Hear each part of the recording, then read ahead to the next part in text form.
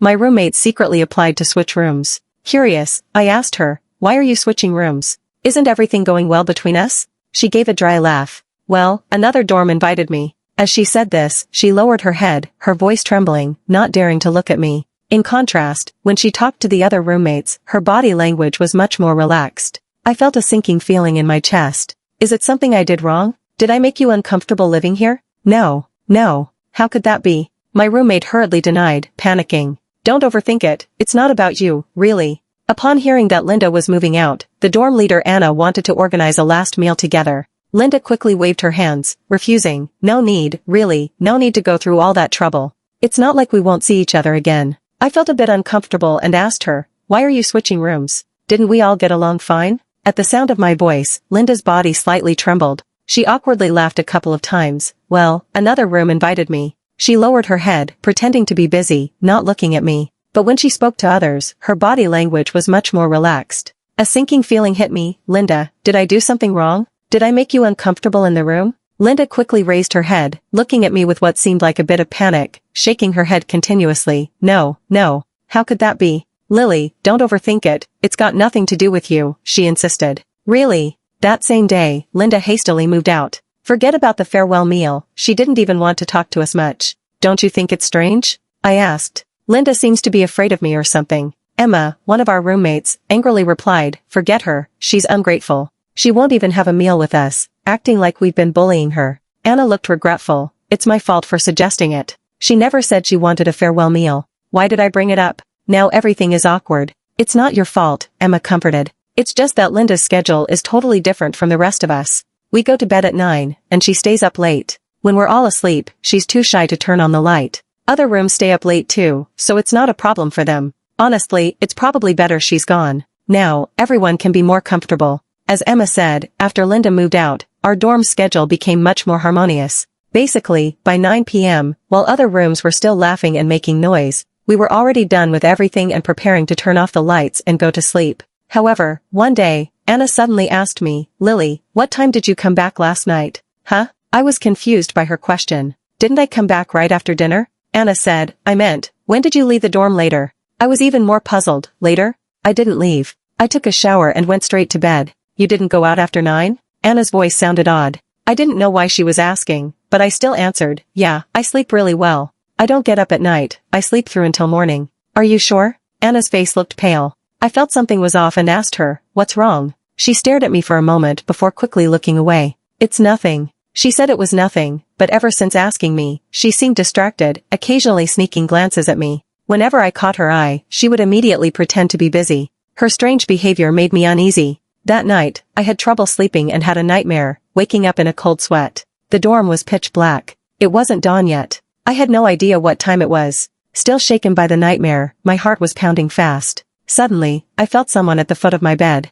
I looked up and was startled to see Anna standing on my bed ladder, half her body inside my mosquito net. Her expression was bizarrely exaggerated, staring at me in terror. Ah! I screamed, startled, and quickly jumped upright from my bed. Ah! A more terrified scream came from Anna. Then, with a loud crash, Emma fell off my bed and hit the floor. Emma and I rushed to take Anna to the hospital that night. The doctor examined Anna and said, it's not serious, just a sprained leg. A simple realignment will do. But Anna insisted on getting a CT scan, wanting a thorough check of her brain. I asked Anna, what were you doing sneaking onto my bed in the middle of the night? She dodged my question, changing the subject without answering. On the day we returned from the hospital, Anna secretly went to the counselor to apply for a room change. The counselor asked me and Emma to talk. Lily, she said, with a pointed tone, don't focus solely on the scholarship and ignore your relationships with others. Dorm relationships also need to be nurtured. Teacher, what do you mean by that? Emma, noticing the strange tone in the counselor's voice, said indignantly, Lily hasn't done anything wrong. She knew Linda's family situation was tough, so she gave her the scholarship money and worked hard to earn her own.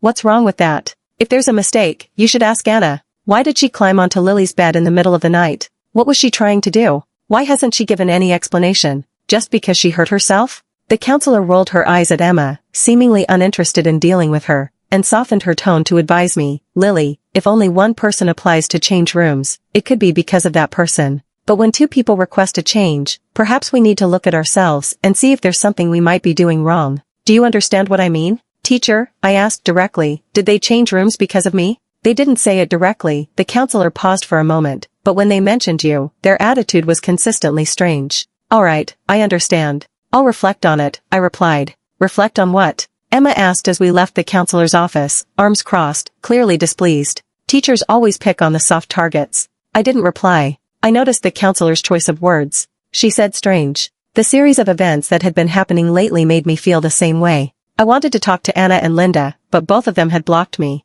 Every message I sent had a glaring red exclamation mark at the end. I decided to find them during class time. They would always pretend to be talking to others, deliberately ignoring my presence, their attitudes extremely cold. After a few times of putting my best effort into getting their attention, I had no choice but to give up. Emma's house was closer to the school. She went home every weekend. When she was gone, I was left all alone in the dorm. At 9 o'clock, I went to sleep as usual. I didn't know how long I had been asleep, when the persistent ringing of my phone woke me up. Groggily, I picked up my phone and saw it was 11 p.m. The caller was Emma. Why was she calling so late? It must be something urgent, right? I quickly answered the phone. Hello? Emma, what's going on? You're something else, Lily. Emma's excited voice came from the other end of the phone. Girl, I didn't expect you to be living so well behind my back. I was completely confused. What? Don't pretend. Emma sent a photo. I opened it and my eyes widened, all sleepiness immediately gone. In the photo, the campus heartthrob and I were in a close embrace, the pose as intimate as it gets.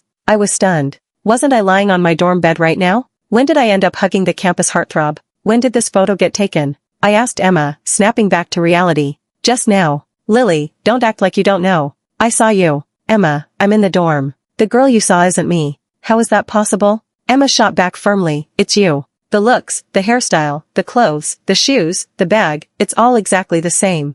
I thought for a second, then asked, I'm talking to you on the phone right now. Was she also on the phone? There was a moment of silence on the other end. Then Emma finally realized, oh right, she didn't pick up the phone. Hold on, I'm going over to see who she really is. With that, the call ended. I anxiously waited for Emma to call me back. I waited for a long time, but there was no response. After a while, I decided to call her. It took a few rings before she answered. I immediately asked, Emma, what did you find out? There was complete silence on the other end. After a long pause, I heard Emma stutter out a word, you. Her voice was trembling. She only said one word before abruptly hanging up the phone. I could hear the panic in her tone, as if she was running away in a hurry. I called back, but the phone didn't connect. I sent a message asking, but there was no reply. I couldn't help but worry about Emma's safety. Emma, are you okay? Please reply, no matter what, just send a message. However, no matter what I sent, I couldn't get in touch with Emma. That night, I couldn't settle my mind. Luckily, the next day was Sunday, and I thought I'd be able to wait for Emma to return to campus. However, before I could even think that, I received a call from the counselor first. She was frantic. Lily, did you not take what I said seriously? Didn't I tell you last time to maintain good relationships in the dorm? A bad feeling rose in my heart. Sure enough, the next thing she said was, Emma came to my office today, and she wants to apply for a room change. You two have always gotten along so well, what's going on now? I rushed to the counselor's office. She scolded me nonstop. When she finally took a break to go to the bathroom, I quietly used her computer and sent a message to Emma, Anna, and Linda, telling them that a form needed to be filled out for the room change and asked them to come to the office immediately. After sending the messages, I deleted the chat history and set their accounts to Do Not Disturb, to avoid being caught by the counselor. Once I had finished, I rushed down to the first floor to wait and managed to intercept them all. I had tried countless times to talk to them, but every time I showed up, they would pull other students along and walk away, giving me no chance to speak. Now, I had them cornered. I just want to know what's going on. Why are you all avoiding me? At my question, they all turned their faces away, unwilling to answer. We've been classmates for so long. If I've done something wrong, could you please tell me? It's really hard for me to be isolated like this. As I said this, my eyes started to redden. Emma glanced at me secretly. I could tell she felt a little guilty. Emma, we've always had the best relationship in our dorm. I don't know why you suddenly stopped answering my calls and ignored my messages. The day before, everything was fine. Does it have something to do with that woman? At the mention of that woman, their faces all changed. Can you please tell me what's going on? I don't want to be kept in the dark by myself, please. I pleaded with my eyes, looking at each of them, before finally focusing on Emma. Emma appeared conflicted, her brows furrowed tightly, her lips pressed together, as if she were battling within herself. Emma, I just want to know what happened, I spoke softly, lowering my voice. A flash of guilt crossed Emma's face, and she bit her lip, seemingly deciding to let it all out. Lily, do you know what I saw that night when I chased after you? Emma told me that night, she chased after me and saw me. It wasn't someone else, not someone who looked like you, it was you. I called your name, and you answered in your usual sweet tone. I said, Lily, you're lying to me, saying you were in the dorm sleeping. You think I'm an idiot? You apologized, said you didn't want anyone to know you were out with the campus heartthrob, and begged me to keep it a secret. After all the time we've spent together, I know how you speak, the little things you do, and what you like to wear. I'm 100% sure that was you. But just as we were talking, I got a call from you. You called me from the dorm.